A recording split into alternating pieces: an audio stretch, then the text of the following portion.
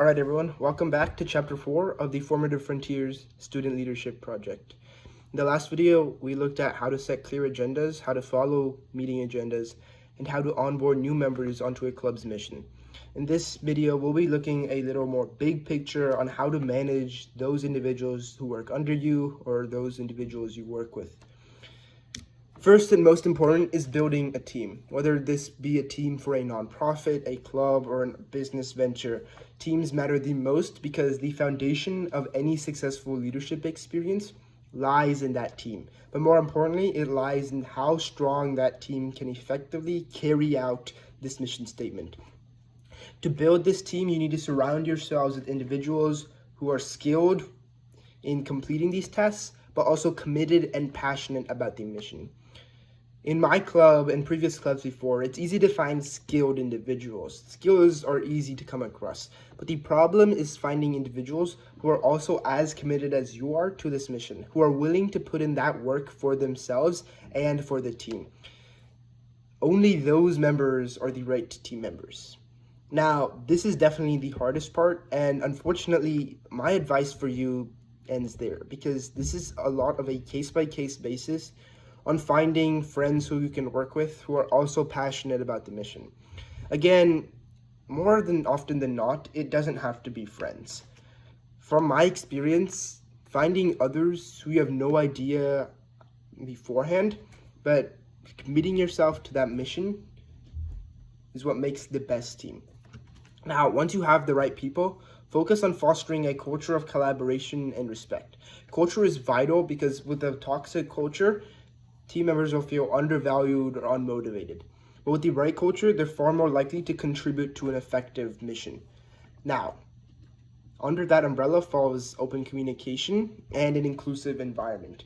This means that everyone's ideas should be heard and respected, but also an inclusive environment leads to more morale boosts, but also better solutions and stronger team dynamics.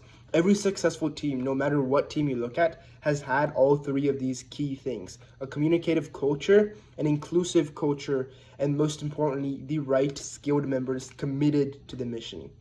Any big successful company, big successful venture cannot be found without these three key components. Now, motivation. Motivation comes and goes, especially when people lose their motivation to follow their mission. And this is especially true for high schoolers or college students when they're untrained and unpaid. But the key is to tap into what drives them. In this case, it's usually recognition or some sort of social status, especially at school. Publicly acknowledging contributions is one of the most powerful motivators. This can mean higher leadership positions called out by the schools or recognition from a higher place of position. So, whether it's a shout out during meetings, awards for excellences, gift cards on the club budget, or features in the organization's social media, recognition boosts commitment and effort because it gives them an incentive beyond their own moral compass or beyond their adherence to that mission statement you drafted earlier. Now, in addition to this public recognition, creating these opportunities for team members to gain this status within the group is effective. This includes leadership roles on projects, responsibilities, or even being seen as the go-to expert on certain topics. For my economics club, we have an individual who's extremely knowledgeable about macroeconomics. So whenever we have something with macroeconomics, we assign the work to them, but then give them the incentive to do it because they know that they are now committed to this and they'll get the recognition for that.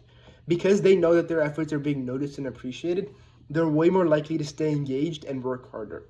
Materially, this looks like having ways other than that mission statement to incentivize people. It's hard to assume that for the full year and beyond, individuals will always be committed and motivated by that statement, a sentence that you created earlier. It's more often likely than not that they'll find something else that interests them. To maintain this teamwork and to motivate individuals, keep up their noticement, keep up their appreciation, but most importantly, recognize them publicly, because that's an important key task that allows individuals to have a moral boost. Obviously, recognition is an extremely powerful tool. Adding on to that, celebrate achievements that are both big and small. This can be awards, certificates, or public acknowledgement. Social media shoutouts are an effective way to highlight accomplishments. just tagging them or giving them a feature gives the recognition they deserve to a wider audience, but it also shows the team's success and it attributes some of that success to them. Now, I've devised something called social sweeteners and social spices. Sweeteners incentivize people because the sweeter things are, the more likely you are to consume them. This makes the work rewarding to them, even without financial incentives. When individuals see their hard work leads to public recognition, they're way more likely to strive for that excellence, to strive for making sure that their work is has quality behind it. However, it's also crucial to have some sort of discipline. It's easy just to be like, oh yeah, good job and everything. But when you know that people are slacking, you have to maintain some sort of authoritarian disciplinism in order to make sure that not everyone realizes they can just get away without doing work. What we use is a 3-strike system. This helps manage accountability by clearly outlining what's expected of each team member and what the consequences are for not meeting these expectations. This system provides a structured way to address issues without creating a negative environment, and gives team members opportunity to correct their behavior while also ensuring that consistent failure to meet standards is addressed. Another method that we use in our own club meetings is putting our membership up for votes. So when we're voted in for specific terms rather than entire school year. What this allows is that it allows the club members to determine whether we're meeting our responsibilities that we outlined, that we promised we would do at the beginning of the school year. And if we're not, then we're removed from the team, and we have to make sure that everyone knows that. This gives us a powerful incentive to continue meeting our responsibilities because we know that we can't just coast around. We have a mission to the club that's just beyond us now. And that's an incentive that's not a sweetener, but more a spice. Spice being it adds the necessary accountability to keep us on track. Now, spices are way easier to think of, but it's also key to realize that there's a balance. Only having negative incentives or disincentivizing certain actions is eventually going to lead to a lot of resentment, lash out, and burnout. It's key to find how much sweeteners you should do without letting too much pass by, but at the same time, how much spice or how much disincentive you should do without being too harsh. Now, here are some tools that I've cataloged from my dozens of interviews to equip your team with the right and best practices. Now, management, I like to use Trello or Asana. This management software is a lot more high level advanced, and this is when I worked with a job and I had to use some sort of consumer management service. But for smaller projects, communication platforms like Slack, Teams, even Discord works perfectly fine.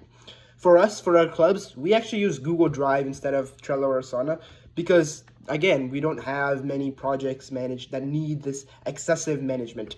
And Google Drive is obviously free and has a huge limit due to an educator platform, right?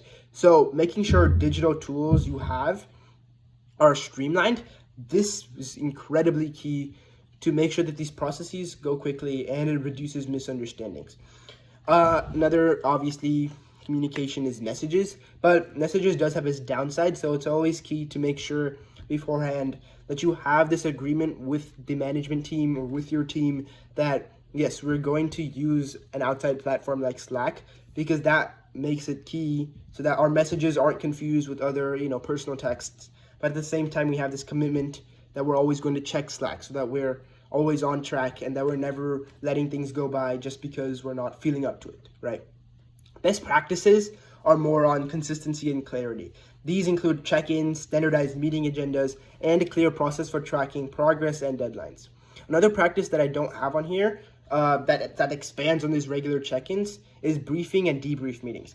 Briefing meetings are meeting before meetings to understand, all right, here's what everyone's role is. And then debrief meetings are going, all right, after the meeting, here's what went well, here's what didn't.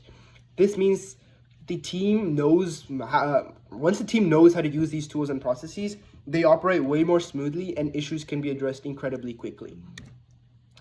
Ultimately, by combining the right people, a positive culture, and effective motivation strategies, along with accountability measures, and the right digital and physical tools, you will be well on your way to leading a successful and cohesive team.